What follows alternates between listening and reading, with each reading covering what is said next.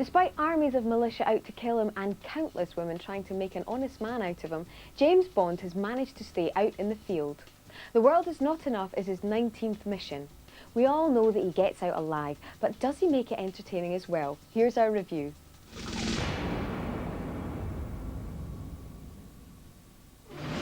Stop! Stop! It isn't finished! Stop!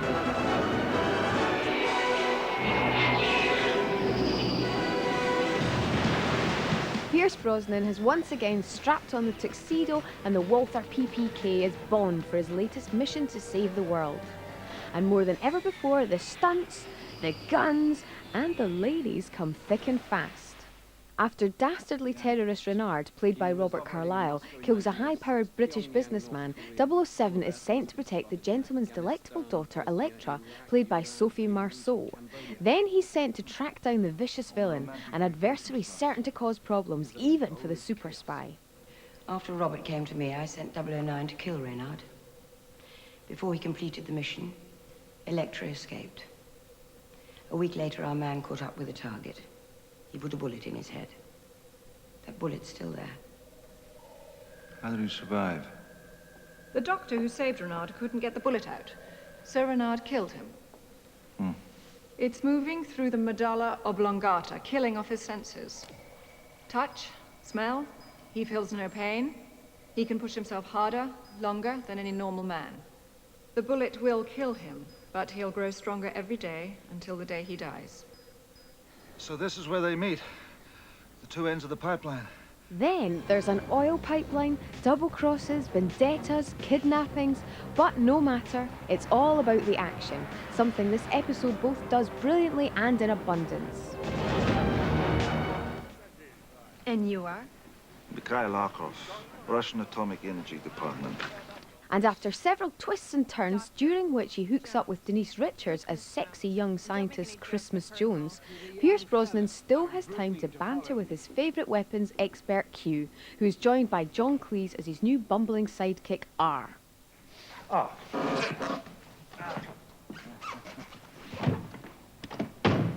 Helps if you open the door. And you might be... This is 007. If you're Q, does that make him R? Ah, yes, the legendary 007 wit. Or at least half of it. Casinos, submarines, skiing, The World Is Not Enough has all ingredients to ensure an adrenaline-packed roller coaster of thrills, kills and kisses. Alexa, look at me! Look at me! Look at my eyes! Look at my eyes! Look at my eyes! You're all right. Everything's all right. All the girls are suitably gorgeous, especially Marceau, while director Michael Apted, a man not known for his high-octane movies, manages to ready Bond for the millennium by actually making him meaner rather than turning him into a soft 90s man. And with Brosnan easily the best in Connery, if not ever, you're in for one unbelievably exciting ride. I thought it was your job to protect me. 4 stars. Worth every money penny. I have to get it back, or somebody's gonna have my butt. First things first.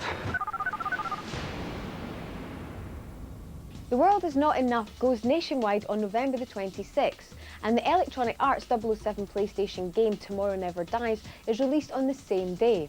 We've got hold of this Bond-like attaché case to give away. In it are groovy sunglasses, a pair of binoculars used by Bond in The World Is Not Enough, a PlayStation console and the Tomorrow Never Dies game to go with it, a portable DVD player and a copy of Tomorrow Never Dies on DVD, and we're giving this all away. All you've got to do is write in to The Prize Is Quite Enough giveaway, 140 Wardour Street, London W1B 4LJ. First out of the bag wins. Okay, so Bond is leaner and meaner, but what of the Bond girls? Have they moved on from the 1960s love bunnies to thrusting 90s careerists? Well, we asked the new Bond girls what's changed.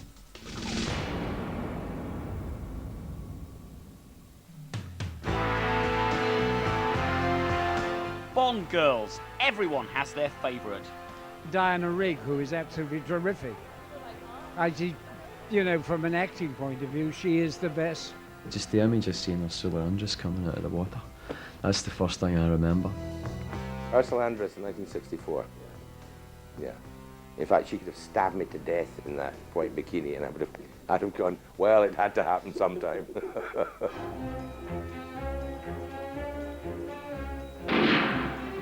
Getting the right girl is vital to the success of a Bond movie. But are the new girls up to scratch? I think the worst thing would be a missed cast for the director, for the movie, and for the actor. I mean, we can do a lot, but we cannot do everything, so it's very important to cast the right person. So what are the right qualities a Bond girl must have? Applicants for the position must be able to handle a firearm, keep a cool head and not get bowled over by the danger element, and most importantly, remember to laugh at Bond's jokes, no matter how rubbish they are. All those feathers and he still can't fly. An implausible name is a must. Pussy Galore set the standard, but Octopussy took the proverbial biscuit. Octopussy, I would enjoy another opportunity to take care of Mr. Bond personally. I will take care of Mr. Bond myself. Denise Richards' nubile nuclear physicist, Christmas Jones, certainly fits into the tradition of the silly name. But there's no doubt as to what qualities she really brought to the role. Big lungs. The most challenging part was when we shot the submarine sequence with all the water. I did have to hold my breath for quite a while. But as old Mr. Millennium comes ever closer, have Bond girls become something more than just bimbos? I'll call security and congratulate them. I think the Bond girl has changed. I think Bond's changed. I think the baddies have changed. I mean, it's interesting when you look at the old ones and it's come in, Mr. Bond, and there's a pool full of sharks. You know, people just wouldn't accept that nowadays. They just wouldn't, and they wouldn't accept women who just sit around decoratively waiting to be shot. You know, so the public has changed, and what the public wants has changed. Well, I suppose you could say that. I mean, certainly Sophie Marceau, it's very, very different. Alexa, look at me! Look at me! She's very complex, yeah.